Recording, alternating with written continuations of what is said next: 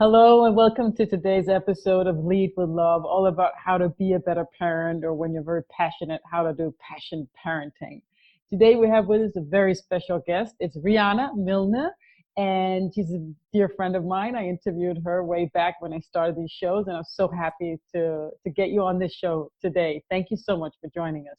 Thank you, Samantha, for asking me, and it's great to be back with you. We've Yeah, it's had this amazing. friendship a long time, so it's really cool to be back on your Yeah. summit. So thanks. Thanks so much. Yeah, and Rihanna really has some amazing stuff that's helped a lot of people. So I'm super excited to get you back today.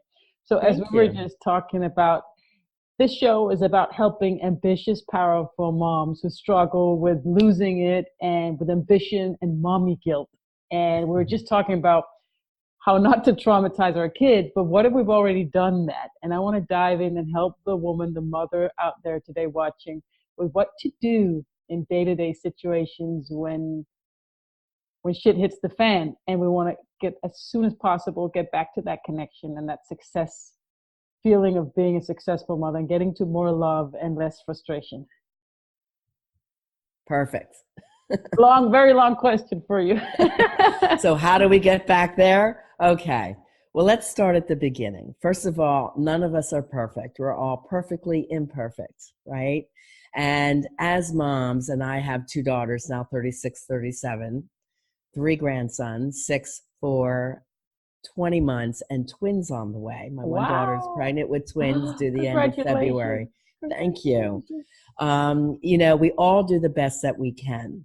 And, we love our kids. It is the best job looking back at my years that I've ever had, but also the hardest. And that's what I always share. It isn't easy.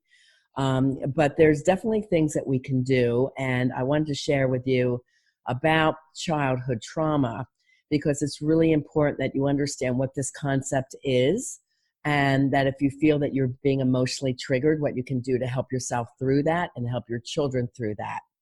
Because I am also someone that's worked at every grade level in schools, kindergarten through college, as a SAC counselor, is the one that works with kids that have been just treated emotionally different. Maybe they've been bullied, they're labeled ADHD or oppositional defiant, or they've come from traumatic homes, or they're shy, or they are the bullies. So anything around emotional upset, I was the counselor for them. And also I worked in an child and adolescent ward of a hospital. Oh yeah, So that's I right. saw a lot of kids working, around trauma issues. They were bulimic or anorexia, self-cutting, mutilating, suicidal, Wow. come from the foster system. They were adopted and felt different, didn't feel loved. So in 20 years now that I've been a psychotherapist and going to full-time global coaching in 2017, I turned to specializing in trauma and became a certified clinical trauma specialist. And it's been so important because just seeing how it impacts the kids and the families, that if you can kind of wrap yourself around this concept and heal yourself and help heal your children with what they're going through and know what the traumas are, then you're watching out for them. So it's kind of a proactive approach versus reactive. Does Hmm. that make sense? Totally. Okay. So would you like me to go into the 10 traumas to watch out for? Yeah, that would be perfect. Okay. So for the listeners, it sometimes helps to write these down because you might want to discuss this with me later, and then I'll ask you how many of the traumas did you have? Because the studies from Kaiser Permanente Group out of San Diego with the CDC, which is Center of Disease Control, found that unhealed childhood trauma, or what they call ACE, adverse childhood events, with 17,000 people, comes out later in life in early illnesses and disease, like heart attacks and diabetes, fibromyalgia, chronic fatigue, MS, and many other illnesses. So we want to heal this in ourselves as well as in our children. So first of all, as I go through this, this is not about blaming our parents, okay? And this is not about feeling ashamed ourselves, because like your children, we were raised in a household and we did the best we did. However, coping mechanisms occur for children, and I'll explain that as I go along. to help them cope in what could be a difficult household situation. So as a therapist, I remember people showing up and saying, "Fix my kid." And I say to this kid, "You can wait in my waiting room, and I may not even get to you today, and I want to talk to the parents because I have to find out what's going on in their relationship and within their household." So it's really important that you be honest as we're going through these. And the first step is, did you or your partner, your husband or your partner, go through any of these childhood events? So the first one is if your parents had any addiction. So we're talking drugs, alcohol, sex, which means chronic cheating, porn, gambling, hoarding, spending, eating, gambling, gaming, TV watching, and workaholism. So there's 11 addictions there that could have upset your family in some way. So that's the first one. The second one is verbal abuse. Now, it's obvious if there's yelling between the partners, mom and dad. And you've got to be really careful that you're not doing this in front of your children. Already Super done important. Done. Okay. So if that's happening, you have to make a conscious choice that you're not going to do that anymore. I moved out. Okay. We're not yelling anymore, but we're good friends today. So. Okay, good. I'm glad you're not yelling. But and if that has occurred, what I usually say to mom or dad is you've just got to be honest with your kids. Look, I know you saw mom and dad yelling at each other. That's not the proper way to talk things through. And as we have things come up between you and I want us to make sure that we talk in a kind and loving way, because it's really important for you to feel safe and for mom to feel like I'm being heard as well. We want to hear and respect each other. So it's about just being real with your kids. Listen, I've worked with kindergartens that know everything that's going on in the household. The parents say, well, we only fight at night when they're sleeping. Guess what? They're not sleeping. They're listening to your fights. Yeah. They know what's going on. So everything. You can't fool your kids. They're very brilliant. And it's really important that, if you're having these conversations, that you do it away from your kids. So again, verbal abuse could also be not telling your kids, I love you, or not saying I'm proud of you. Now, these are words a lot of us baby boomers never heard from our parents because our parents grew up in the Great Depression. And when I confronted my mom at 25 and say, Mom, why didn't you ever tell us you love us? She goes, well, those aren't words I ever heard. We didn't use those words. Times were tough back then. And there's so many baby boomers that never heard those words. So you, knowing the damage it does, tell your kids very often you love them. Show them love. Show them affection. Tell them catch them at times where you're proud of them, especially when they're doing kindnesses for other people. Yeah. You help that old lady. Yes, I'm very proud of you for doing that. That shows how kind you are. You want to compliment character traits, kindness, forgiveness, generosity. Rather than looks. Yeah. Yeah, you can say you look great today. You're taking, you always dress nice for school. That makes you proud and mommy proud. You can say those things because you do want them to be able to take care of themselves and create a good image for themselves. That's good too. But it shouldn't be only about this artificial, superficial things, right? Yeah. Because if they never hear that they're attractive, they're going to grow up with that stigma, I'm not pretty enough. So you want to make sure you're complimenting them on that as well. Especially if they put out effort, if they're going to the prom or they're going to a school dance and it's like, wow, you look so pretty, mommy's so proud of you, stuff like that. They need to hear those words. Okay, third is emotional abuse and neglect. Now, I read in my research that 9 to 5 moms, which many of us were or are, letting your kids let themselves in at home at 3 o'clock. They call them latchkey kids. The research is showing that causes anxiety in your kids. And I'm like, well, I was a single mom. I've got to, support my kids. I was the one paying child support, not my ex. And it's like, what am I supposed to do? So I actually, created a business that I could close the doors at 2:30, pick my kids up from school, and then go back, over this joint custody arrangement, which was ridiculous. But I worked that out. And, that's not always easy. So finding a local person that could come over and, greet your kids as they come home from school and babysit for them, for the 2.5 hours that you're not there, that would work out well. Or trade times with another parent in Yeah, your good point. neighborhood, Very good point. so So you're up to not what paying money. age? What up to what age are they afraid if they open up and come home? Well, Oh, if you put them in a babysitting course, very often the hospitals or the YMCA would offer that, and they certify as a babysitter, like age 11 or 12, then mhm. they should be fine at Yeah. that point. My son Yeah. recently, but he wanted to. I wanted to stay at the school because they have an aftercare thing. But he wanted to take the bus home, 2 buses. I'm very proud of him for doing it, and he grew so much. But I want him to be social with other kids. I don't trust him to just sit and do his homework, right? So I have 2 days where I'm at an Yeah. office. But it's just fun to see last week. But I also think he gets scared if he's home more than 1 hour. He gets lonely and scared. He's Well, only 8. today they have these babysitting cameras, right? Like when my kids were growing up, we did not have these virtual cameras. You keep it in your home, you actually can communicate with your Oh, child if you're smart. at the office. Put one That's of smart. those in. That's smart. Yeah. I mean, people buy them for their pets, so they talk to their pets when they're on a trip, and the pet's not freaking out that the parents are gone. Smart. So do Smart. this with your kids, the Yeah. type of cameras where you can communicate. I don't know the brand, but they're out there, Yeah. and that would be a great solution to that type of problem. Yeah, the generations are so different now. Okay, so the next one would be if there's any physical abuse, rape, or molestation. Again, ladies, be careful of the men that you might be bringing into your home as boyfriends. I would do a background check. I would not have them around your kids alone.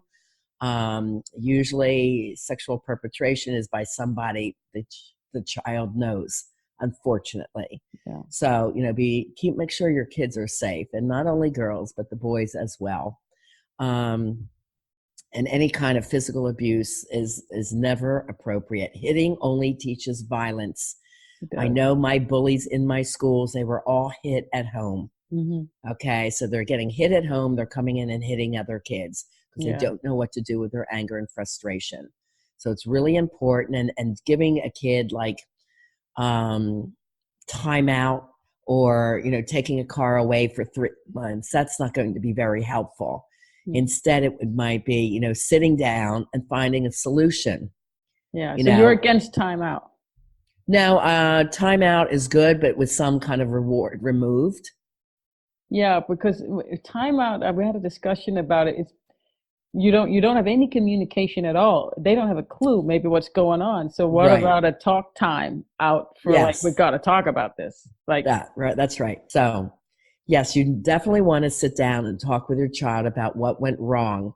But then you ask, what 2 to 3 solutions can you come up with to fix the problem? mhm, And you sit and you wait for their answer. yeah, Because what you're teaching now is real life skills. Because our job as parents is to launch our kids, get mhm, them independent and strong enough to go out on their own. I raised 2 daughters that were both out on their own, supporting themselves at 19 years old. amazing. One went to 2 years of college. One was in the singing entertainment business, was a model, and also doing hosts for television. I said, you can always go back to school, because her career hit at 17 years old. Wow. So by then, one's in New York, one's in LA, and they're supporting themselves. This is our job as parents. Exactly. So how do we get them to come up? Because I've asked mine. So what do you think when they're siblings and they fight, right? And I've Right. had amazing moments when they talk about their feelings and I listen in, but most of the time it's just, and I can't get them to think about what each one could have done better when right after the conflict. And I don't know if they remember it if we Then sit they can down go later to on. their room and write down 3 ideas. They're 6 and 8. The 8-year-old can write a little bit, but think Um, about them, the, draw si- them.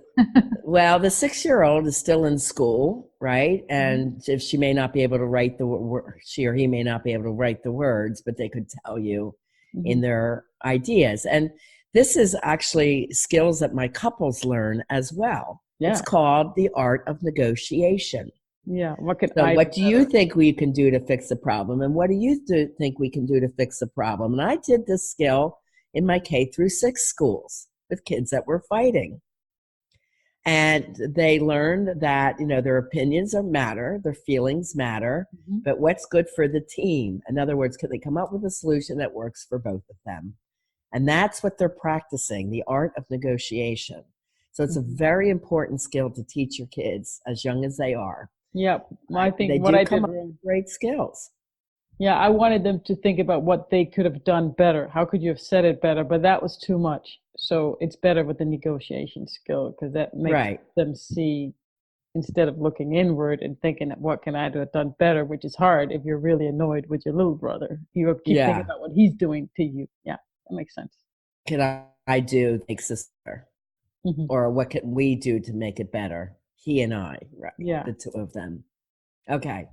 So the next one is if any kind of abandonment, and there's fault and no fault abandonment.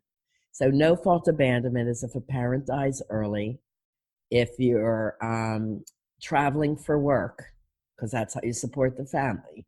And the third one is if you were in military and had to go leave to fight for our country. Those are no fault abandonments. Fault abandonments are our fault. We Mhm. can make sure that they don't occur. So a no fault abandonment would be if you totally are not involved in your child's life, or if there's a divorce and that parent is not active in that child's life once they leave the home. And the third one is inconsistent behavior once the marriage splits. So telling your child you're going to be there at a certain time and being on time, or making Yeah. sure when they are with you, it's good quality time. Get out of the house, do an activity together, something cool that's educational. I used to do this called Adventure Day, and I Perfect. would pick the best day weather-wise, Saturday or Sunday. And I had a model and talent school at that time, so I'd have to go let in the instructor on Saturday morning to teach my class. And I had the days that I had my girls on the weekends. So I said, okay, I'm going to go off to the school. When I come back, just be ready to go. Now, be ready to go mean the room is clean, they're dressed in something nice, and then we're ready to go. And I told them once, these are the directions. If I come home and they're ready to go, we'll go. If they don't, we don't go. So you don't want to keep nagging your kids. You tell them once, and Yeah. then you make Good. Adventure Day fun. I mean, I lived in Erie at the time. We went to Rock and Roll Hall of Fame. We go down to the Arts District in Shady Side, or, go have a lunch in the big train station in Pittsburgh, or just do something that was cool, that was an adventure. And it was really great bonding time. And that's what your visitation time is for. So make it count. Don't just sit in front of the TV. If you have a man in your life that's a big football fan, say, look, watch one game, but the rest of the time, do something of quality with your child. We actually went to a Don't, football match last weekend. The football match. yeah, or just something that they would enjoy. Like there's a lot of men habitually watch one game after another all weekend long, and the kids sitting in their room on their computer. That's a false abandonment. Go watch football with them at the stadium. Right. Yeah, take them for an activity, an adventure. Yeah, that would be cool. So that's kind of what we're talking about there. Mhm. Okay, the next one is if they were adopted, part of foster care, or had to go live in another home because they couldn't live in mom or dad's home. Okay. This is pretty traumatic for the kids. And I've worked with a lot of kids from foster care. They're going from different homes and they're afraid, and there's a lot of fear around that. So if you're involved with the foster system, or if you have adopted a child and they're aware of it and they're having trouble feeling loved and wanted, Hmm. then, you should get them with a great coach, Yeah. that works with trauma. Okay, the next one, trauma number 7, is the most common, and this is personal trauma. This is if you were ever bullied as a kid, if you felt different. You might have been an overweight child or a skinny and gawky child. You may have been labeled ADHD at school and you feel different from everyone else. You might have asthma, so you can't be in the sports. You're not one of the cool kids.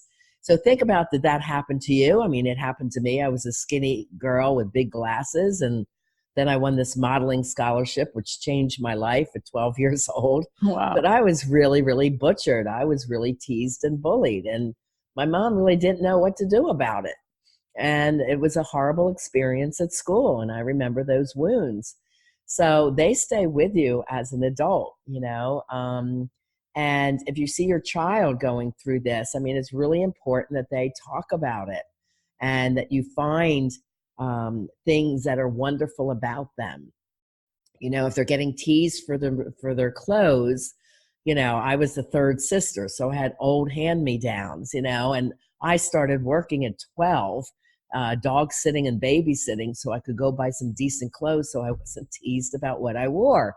So, you know, whatever you have to do to make your kids feel like they fit in, that they're not being teased and bullied, find out what are they being teased and bullied about, and see how you can help them through it. It's really is traumatic, and this occurs to many kids at every grade level. Yeah. So keep an eye on that and don't take it lightly. Like The next one, trauma number 8, is sibling trauma.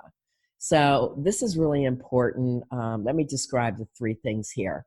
This would be if your sibling bullied you, if your sibling was born with a medical issue and it commanded more of mom's and dad's time because of it, and you felt kind of out to the side, not really recognized. And the third and most common is if that sibling is the golden child to your parents. So they're either more intelligent, more handsome, or beautiful, or they have a talent that the parents are more engaged in with that kid versus the other one. So it's not fighting. It's total uneven attention. Yeah, it's uneven attention towards one child. Okay. So you really have to be cognizant if this is happening in your family with your children. Now, this was something that was very difficult in my girls. I had the Model and Talent Company. One daughter grew to 5'11", and my other daughter was 5'6". However, I nurtured her talent where the older one, who actually looked younger because she was the shorter one, got involved with stage acting and photography. And the older one did more fashion modeling and TV work as a TV host. And then she also sang on 3 multi-platinum CDs. So they both had their area of talent, just different. And they both excel in business too. One of my kids, the one that was the model singer, actually was top 11 women entrepreneur in Inc. magazine and Forbes magazine, and won the Millennial Mentor Award. So how did they? That could have been the other one could have been traumatized by her because she was yes so tall and successful. Okay, I see. Yes. But you know, my other daughter has found her talents, and she really wanted to be the mom and more the homebody, but she's also brilliant in business. She became a supervisor at a major airline and worked for Midnight Oil, which is Randy Gerber's, Cindy Crawford's husband's company, at a young age of 24. Wow. So they both could create and do whatever jobs they wanted. So instill these skills in your kids early on. Alexi came to work with me at the Model and Talent Company at age 12, and Stefana worked for her father's restaurant as toast girl and then hosting. And they both babysat, and they got their babysitting certificates. And they learned, you know, the value of money early on. Well, if I'm working this hard and I make, back then it was $5 an hour, you know, how much can I buy for this? So they're learning the value of money. They're learning to work with the public. Alexi's first job outside of the family was at Old Navy store at 15 years old. So she was doing cash register and working with the public. Great. So, and learning more fashion skills. And she went up to a better retailer after that, you know, a woman's retailer. So, you know, you're teaching, if you can get your kids jobs early on, it's the best thing you can do. To teach independence, let them feel like they're part of the family team. The worst thing you can do is just keep handing them money when they ask for it, because they don't appreciate the value of it. So kids can do dog walking, dog sitting, plant watering. You know, once they get their babysitting certificate, babysit at 12 or 13 years old, and learn the value of money and put the money away to help buy their own cars. Then they have independence. right? So this was really important in my girls being able to leave the home at 19, because by then they had several jobs under them. They were very confident with the public. They knew the rules of working in a workplace. You don't talk back to your boss, you know, and they knew the value of money. So very important skills there. So that I was talking about trauma number 8. Try to treat your your kids the same, even though they may be very different, have different talents. Every child has a talent. Don't make them all do the same thing. I was a family of 5 kids, and we all had to be swimmers. We all had to do water polo. I wanted to try out for the play. And she goes, nope, you don't have time for that. You have to swim. And here I end up being a talent agent and a manager. That, you know, being in the plays would have served me better Yeah. in my career, my earlier career, than being a swimmer. Yeah, listen to your know? kids, what they want to do. Yeah. So, like, really respect. If one might be a football player and one wants to be an artist, let them do their own thing. Don't make it a family must that you all have to do the same kind of sport, because the kids are very different. So nurture where they have talent. Okay, trauma number 9 is family trauma, and there's 2 categories under this. One is about around the family. So if you grow up in a dangerous area, if you always hear conversations about lack and there's no money, that I grew up with, and it was horrendous. And it stays in the mindset until you train it to be differently. Like there's never enough. And because my parents had experienced a Great Depression. So a lot of baby boomers have heard this message, always around money. There's never enough. You know, it was a very hard thing to hear all the time, the fighting around money. So please don't do that to your kids. Yeah. Keep that to yourself. It's too much for them to, you know, you think you're poor when you're growing up. It's like, we don't have any money. They're always fighting. There's no money for food. Never say that. Don't put that out to the universe. So listen, Yeah. say that. I mean, those are the messages we grew up with, you know, so, so watch what you're saying, because it does impact your kids. If a parent was incarcerated, if you're moving a lot, because then they're always the new kid, and this is unfortunately happening to our military families. They move every 2 to 4 years. That the kids in a new school again. That's very hard on the kids. Yeah. And then there's community trauma, and community trauma today has escalated from when I was a kid. We've got mass shootings, school shootings, loss of big communities by flood, fire, hurricanes. These are all very devastating, and they're constantly on television being replayed over and over. So these are very hard messages and events for kids to live through. And trauma number 10 is if your mom or dad has a mental illness. Now, the 2 most difficult is bipolar and borderline. Bipolar is manic depressive. So a manic phase could be a gambling spree, spending spree, eating binge, gaming for 12 hours. And the depression could be anger, checking out emotionally, or extreme fatigue. And the other one is borderline. Borderline I describe as fast trigger anger, moodiness that comes out of nowhere. So when they're good, they're great, but when they're bad, they're horrid. So if you're dealing with anyone like this as a partner or within yourself, you definitely need to go get help, because this is traumatizing your kids for sure. Yeah.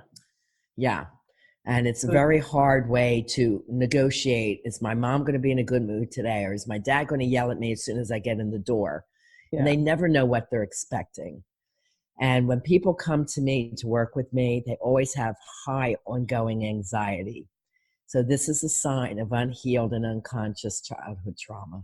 So you're saying start with yourself. Put the oxygen mask with yourself. on yourself. Nothing else really matters if you don't take care of your own trauma. You've got to diagnose if this has happened with you, still going on for you. And I can go into how this shows up in your life. It shows up in life, love, and career. So I don't know how much time we have, but it's important to recognize it. And if you are separated or divorced from your partner and you recognize some of these traits in your partner, share this show with your partner and let them see, you know, how important this is to make sure they get this healed. Yeah, we don't really recognize the impact it has on our children. So if you ask yourself, how can I be a better mother? Take care of yourself and be honest, right? That's what I hear you say. Just Yes, yes. thank you. Thank you. Because this impacts 90% of us. Childhood trauma that shows there's at least 90% of us have 1 to 3 items on this list. Yeah. Yeah, Many I have a can. lot more. Exactly. Yeah. So we got to get through those and deal with those. And Mm. honesty is the first step. Yes. And reach out to, we're all here. There's at least 21 experts. So the woman out there watching with us today, there's reach out to Riana. She has a great free gift for you guys. I'm sure. What is your free gift for the audience? Okay. I come with gifts. You know me, Samantha. I've always have a lot of gifts. Okay. At my website, rianamilne.com. There'll be a There's link. yeah, good. There's the free love tests. So there's ones for singles, couples, ACOA is about anyone from trauma, and the childhood trauma checklist. Mm-hmm. And then both my books, Live and Love Beyond Your Dreams. There's free chapter downloads. I do have a podcast, Lessons in Life and Love. So there's a new show every week. Perfect. And I have a free app, which is Lessons in Life and Love on the go. And then if you want more information on childhood trauma, the free ebook is at havetheloveyoudeserve.com. Havetheloveyoudeserve.com. So Yes. reach out, be honest. We all have childhood traumas, more or less everybody. So you're not alone. Reach out and talk to us, and we're here for you. And we love helping you to just lead yourself with love and have greater connections with your children and forgiving yourself and moving on. So I highly encourage you to take Riana's free gift and try it out and to reach out to us for help if you have any questions, if you need anything, we're here for you. Riana, thank you so, so much for joining us today. You're welcome. Thank so you for great having to have me. you back. Thank you so Thank you. much. Yes, and really do take care of this. And we'll also be ready for you in the Facebook group if you need any help. Now's the time to take action. Don't just sit and watch. You have to do some action steps. And it starts by clicking on the link and enjoying the free gift and taking action. See you guys in the next episode. It's wonderful to have you with us today. Thank you so much. And thank you, Riana. Thank you. Bye-bye. Bye.